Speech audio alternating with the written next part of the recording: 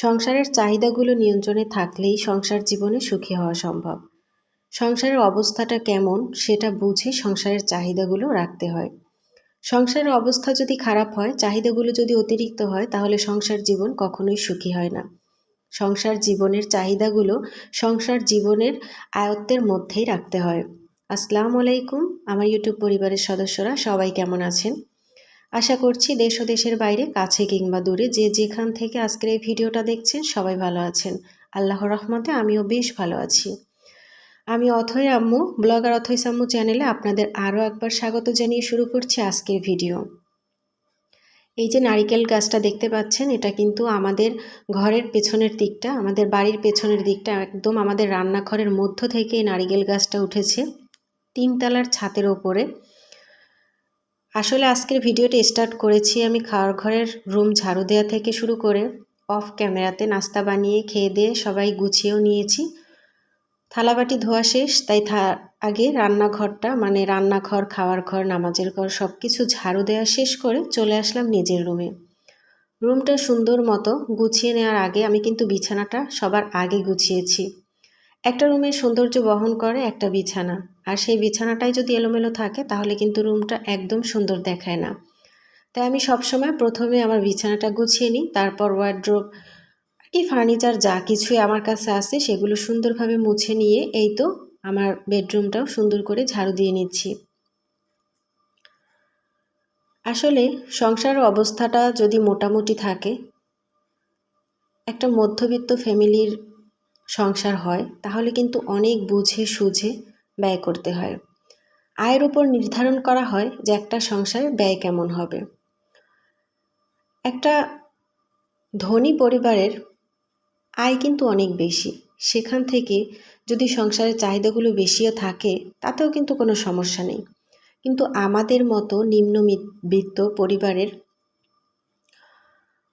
সংসারের চাহিদাগুলোকে কিন্তু নিয়ন্ত্রণ করতে হয়, কারণ সংসারে আয়ের তুলনায় যদি চাহিদার পরিমাণটা বেড়ে যায় তাহলে কিন্তু সংসার জীবনে কখনোই সুখী থাকা সম্ভব নয়। সংসার জীবনে সুখী থাকতে হলে অবশ্যই আয়ের উপরে সংসার জীবনের চাহিদাগুলোকে ব্যালেন্স করতে হবে। একটা সংসারের যে ব্যয়, সেটা কিন্তু বেশিরভাগটাই সংসারের বউদের উপরই নির্ভর করে, পুরুষদের উপর নির্ভর করে আয় করে আনাটা। কিন্তু একজন নারী, একজন বউ, সে কিন্তু চাইলেই তার ওই আয়ের টাকা থেকে সংসারের চাহিদাগুলো নিয়ন্ত্রণে রেখে তার সংসারটাকে অনেক সুখী করতে পারে। অতিরিক্ত চাহিদা না করে প্রয়োজনীয় চাহিদাগুলো মেটাতে পেরে কিছু টাকা যদি সঞ্চয় করেও রাখা যায় তাহলে কিন্তু ভবিষ্যৎটা খুব ভালো হয়। আমাদের মতো নিম্নবিত্ত পরিবারের অনেক বেশি টাকা জমানো কিন্তু সম্ভব না। অল্প অল্প করে কিছু কিছু টাকা, 10 টাকা, 20 টাকা, 50 টাকা, হাইয়েস্ট 100 টাকা, এরকম করে যদি দৈনিক জমানো যায় তাহলে কিন্তু সংসার জীবনে সুখী হওয়া সম্ভব। দেখা গেছে একদিন এক জায়গায় এক মুঠো চাল রাখলে প্রতিদিন যদি আমি ওই জায়গায় কয়েক মুঠো করে চাল রাখি, প্রতিদিন এক মুঠ করে, দেখা গেছে অনেকগুলো চাল হয়ে যাবে। ঠিক তেমনি আমি যদি প্রতিদিন আমার সংসার থেকে 10 টাকা 20 টাকা করে একটা জায়গায় জমা করে রাখি, তাহলে সপ্তাহ শেষে, 15 দিন শেষে, মাস শেষে কিন্তু মোটামুটি ভালোই একটা টাকা জমে যায়। আর সেই টাকা দিয়ে কিন্তু সংসারের অনেক চাহিদাই পূরণ করা সম্ভব।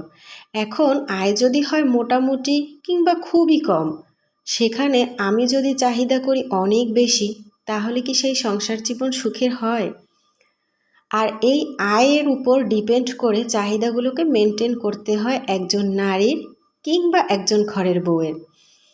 আর সেটা সবসময় ভেবেচিন্তেই করতে হয়। আপনাদের সাথে গল্প করতে করতে আমি কিন্তু অনেকগুলো কাজ করে ফেলেছি। 2টা বেডরুম গোছানো শেষ, এই তো মেয়ের বেডরুম গুছিয়ে নিলাম। এখন একটু ভিডিও করে নিচ্ছি আপনাদের সাথে শেয়ার করার জন্য। হঠাৎ করে চোখ পড়লো যে টয়লেটের দরজাটা খোলা, সেটাও কিন্তু আমি এক হাত দিয়ে দিয়ে নিলাম। আসলে আমি আমার দিনের সমস্ত কাজকর্ম আপনাদের সাথে শেয়ার করি। একটা চ্যানেল খুলে বসে আছি, প্রতিদিন ভাবতে হয় কী ভিডিও করব, কি আপনাদের সাথে শেয়ার করব।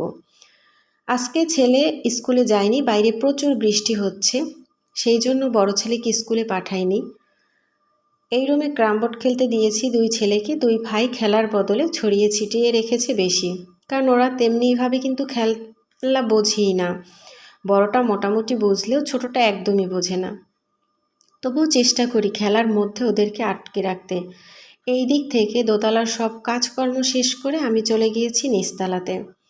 আমার দেবরের স্কুলেও আজকে পরীক্ষার হলে ডিউটি ছিল না, সেজন্য সে আবার দুপুর 2টার সময় বায়না ধরেছে যে এখন বাসায় নাকি সে পুডিং বানাবে সবার জন্য।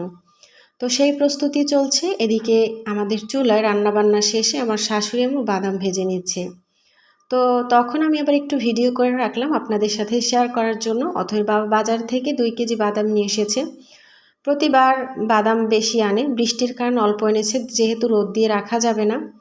প্রতিবার 10 কেজি 12 কেজি এরকম করে বাদাম আনে। আর এই যে বৃষ্টির পুরো মাসটা জুড়ে বাচ্চাদেরকে ভেজে দেওয়া হয় বাসায়, আর ওরা একটু বিকেলবেলা খায়, আমরা বড়রা সবাই খাই। আর এই দিক থেকে চলছে পুডিং বানানোর প্রস্তুতি, সেটাই আপনাদের সাথে শেয়ার করছি।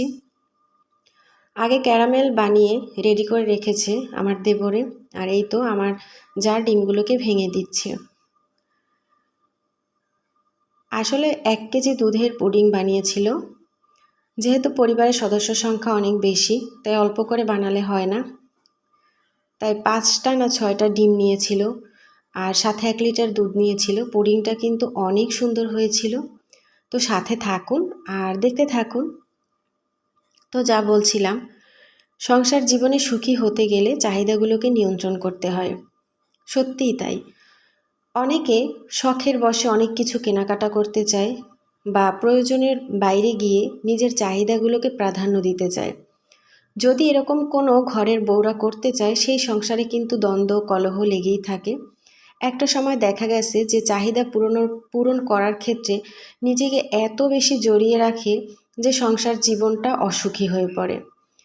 সংসারে সুখ স্বাচ্ছন্দ্য বলে কিছু থাকেই না। অল্প টাকায় ইনকাম করেও, অল্প চাহিদা পূরণ করেও, আর কি প্রয়োজনটুকু পূরণ করেও কিন্তু অনেকে অনেকভাবে সুখী হওয়া সম্ভব। আমাদের মধ্যবিত্ত পরিবারের বা নিম্ন মধ্যবিত্ত পরিবারের শখ পূরণের তুলনায় চাহিদাগুলোকে বেশি প্রাধান্য দিতে হয়।